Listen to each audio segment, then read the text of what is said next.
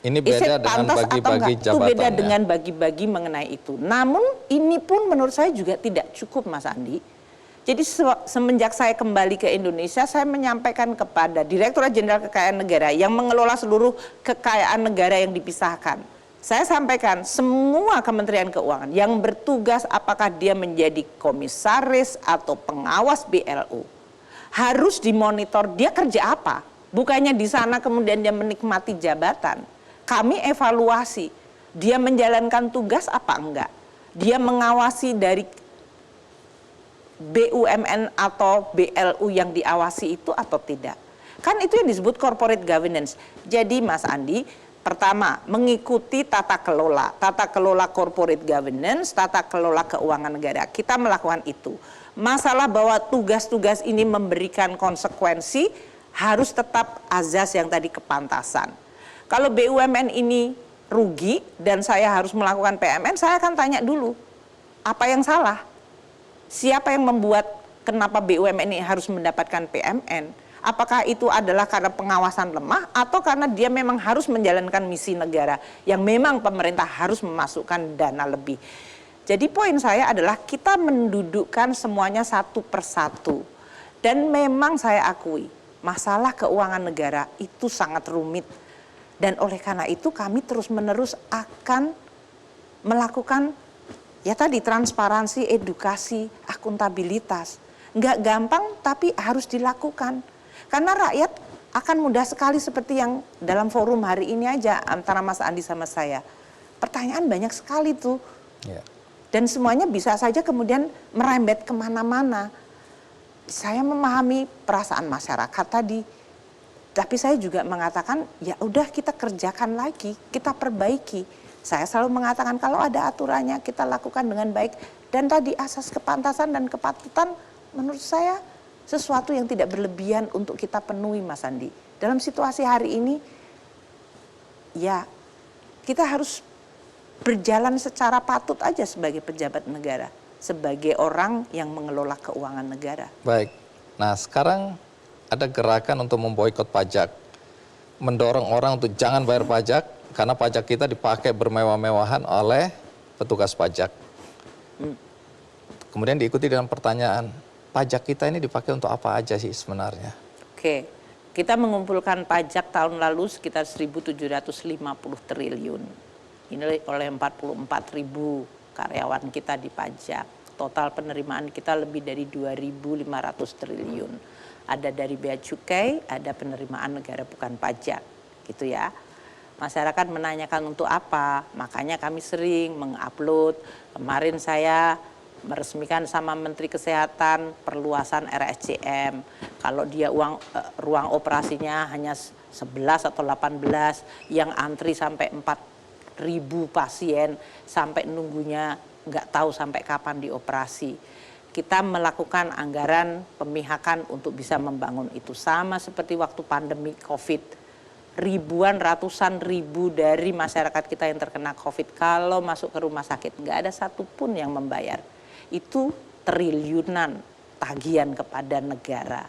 Kalau Anda bicara tentang jalan tol, kalau nanti menjelang Lebaran Anda semuanya akan pergi ke daerah, ke tempat kampung halamannya. Jangan lupa itu juga adalah bagian dari APBN.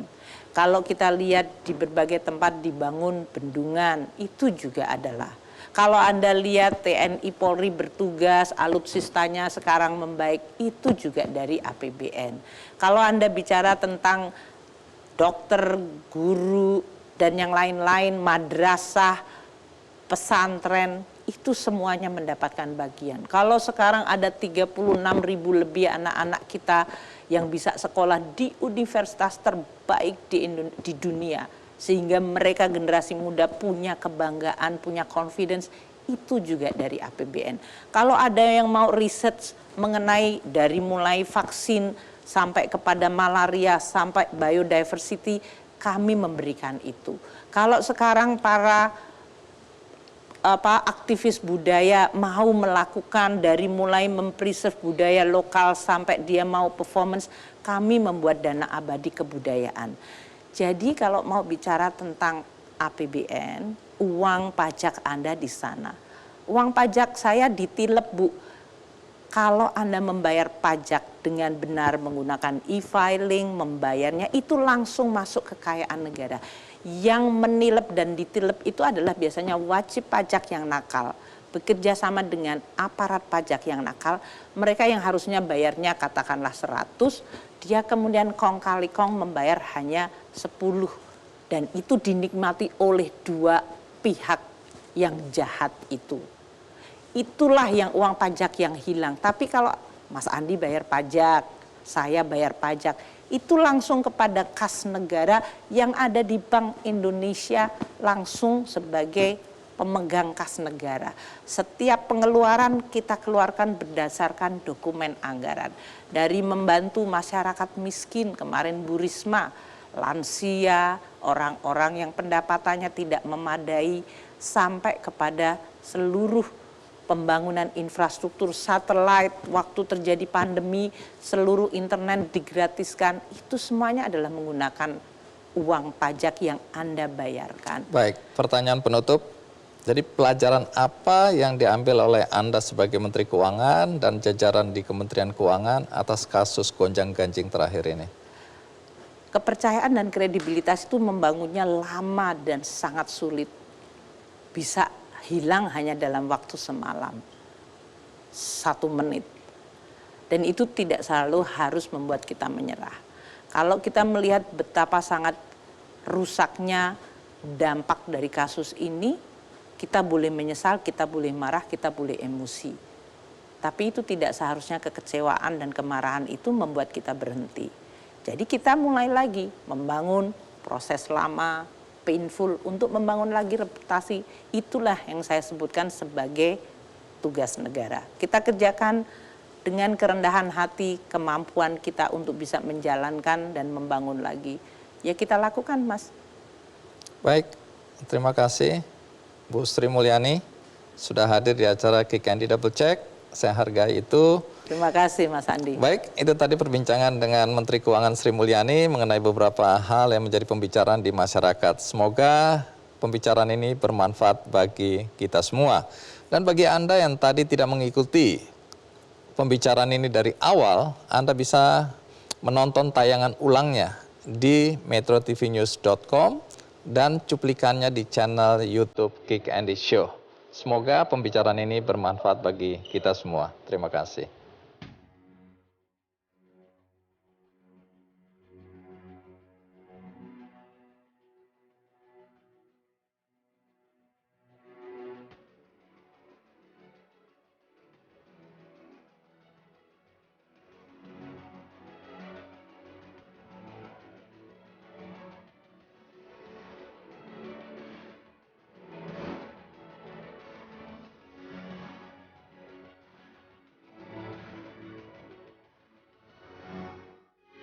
Metro TV